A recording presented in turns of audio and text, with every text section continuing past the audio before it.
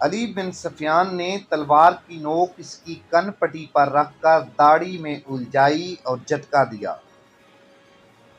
وہاں سے داڑھی چہرے سے الگ ہو گئی، آدھا چہرہ ننگا ہو گیا۔ علی بن سفیان نے اپنی داڑھی اتار دی اور بولا، ہم ایک دوسرے کو اچھی طرح جانتے ہیں، چلو چلیں۔ وہ شہری انتظامیہ کا کوئی اعلیٰ حاکم تو نہیں تھا، لیکن چھوٹا اور غیر اہم بھی نہیں تھا، مصر کا رہنے والا تھا۔ اس کے متعلق علی بن سفیان تک یہ اطلاعیں پہنچی تھیں کہ معزول کی ہوئی عباسی خلافت کا زمین دوز کارندہ ہے۔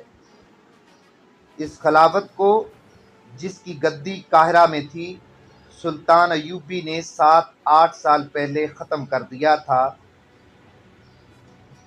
خلیفہ العضد تھا جس نے حشیشین، صلیبیوں اور سڈانیوں کے ساتھ گٹھ جوڑ کر رکھا تھا۔ سلطان ایوبی نے نور الدین زنگی مرحوم کے ساتھ بات کر کے اس خلافت کو معزول کیا اور امارت مصر کو خلافت بغداد کے تحت کر دیا۔ معزول شدہ خلافت عباسیہ کے پیروکار ابھی تک زمین دوز کارروائیوں میں مصروف تھے۔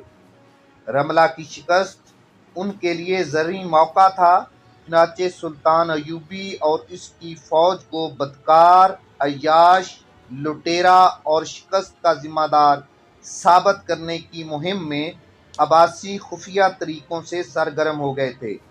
علی بن سفیان نے اس آدمی کو حراست میں لے لیا اور اسے اپنے قید خانے میں جا کر بند کر دیا، جہاں وہ ملزموں سے ابتدائی تفتیش کرتا تھا۔ علی بن سفیان کا جاسوس رات کو سیاہ ریش بزرگ کے بتائے ہوئے وقت پر گاؤں کے باہر جا کھڑا ہوا۔ گزشتہ رات والا سپاہی اسے لینے آ گیا۔ سپاہی نے اسے کوئی نئی ہدایات دیں اور ساتھ لے گیا۔ وہ پچھلے دروازے سے اندر گئے، مگر جاسوس کو گزشتہ رات والے کمرے کی بجائے ایک اور کمرے میں لے گئے۔ اس کمرے میں سیاہ ریش بزرگ نظر نہ آیا، وہاں کچھ بھی نہیں تھا۔ دروازہ بند ہوا تو اس نے دروازے کی طرف دیکھا، سپاہی بھی باہر نکل گیا۔ اس نے دروازے کو ہاتھ لگایا تو اسے پتہ چلا کہ دروازہ باہر سے بند کر دیا گیا ہے۔ اس کمرے کی نہ کوئی کھڑکی تھی نہ روشن دان۔ وہ سمجھ گیا کہ اسے پہچان لیا گیا ہے اور اسے پکڑ لیا گیا ہے۔ فرار ممکن نہیں تھا۔ وہ سوچنے لگا کہ کیا کرے۔ خاصی دیر بعد دروازہ کھلا۔ ان لڑکیوں میں سے ایک اندر آئی جنہیں سیاہ ریش اپنی بیٹیاں بتاتا تھا۔ وہ اب مستور نہیں تھی، لیکن یورپی لڑکیوں کی طرح عریاں بھی نہیں تھی۔ اس کا لباس عرب کی مسلمان لڑکیوں جیسا تھا، نشک و نگار اور یورپ کے ملے جلے تھے۔ وہ اندر آئی تو باہر سے کسی نے دروازہ بند کر کے زنجیر چڑھا دی۔ کمرے میں قندیل جل رہی تھی۔ جاسوس نے لڑکی کو دیکھا تو اس کی آنکھیں جیسے حیرت سے ساکن ہو گئی ہوں۔ لڑکی مسکرا رہی تھی۔ پہچاننے کی کوشش کر رہے ہو؟ لڑکی نے کہا۔ اتنی جلدی بھول گئے؟ تم میرے شہر سے بچ کر نکل آئے تھے، مگر اپنے شہر میں آ کر میری قیدی بن گئے، اب نہیں نکل سکو گے۔ جاسوس نے لمبی آہ بھری، جس میں سکون بھی تھا، اضطراب بھی۔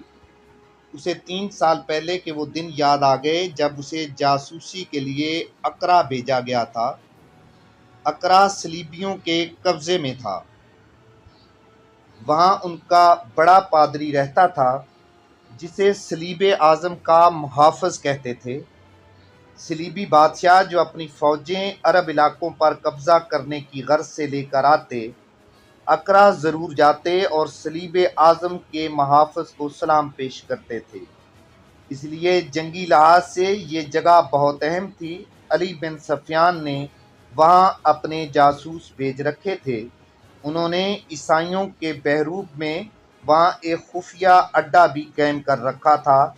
ان میں 3-4 پکڑے گئے اور 2 شہید ہو گئے تھے۔ وہاں کے زمین دوز کمانڈر نے مزید جاسوس مانگے تھے۔ ان میں اسے بھی بھیجا گیا تھا جو اب مصر میں ایک کمرے میں بند تھا۔ اس کا رنگ اچھا، قد بت زیادہ اچھا اور چہرہ بہت دلکش تھا۔ دماغی لحاظ سے وہ تیز اور ہوشیار تھا۔ وہ گھوڑے کی سواری کا اتنا ماہر تھا کہ فوجی نمائشوں میں حیران کر دینے والے کرتب دکھایا کرتا تھا۔ اداکاری میں بھی مہارت رکھتا تھا۔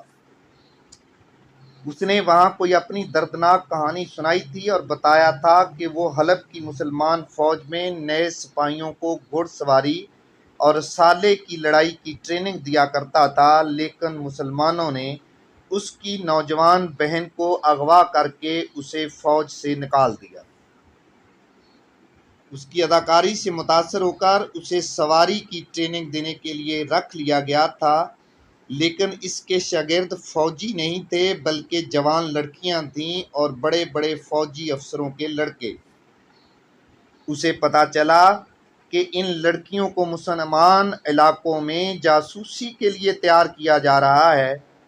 پھر مرد بھی اس کے حوالے کیے جانے لگے۔ یہ سب صلیبی جاسوس تھے۔ وہ ان میں گھل مل گیا تھا اور ان سے اسے بڑی قیمتی معلومات مل جاتی تھیں۔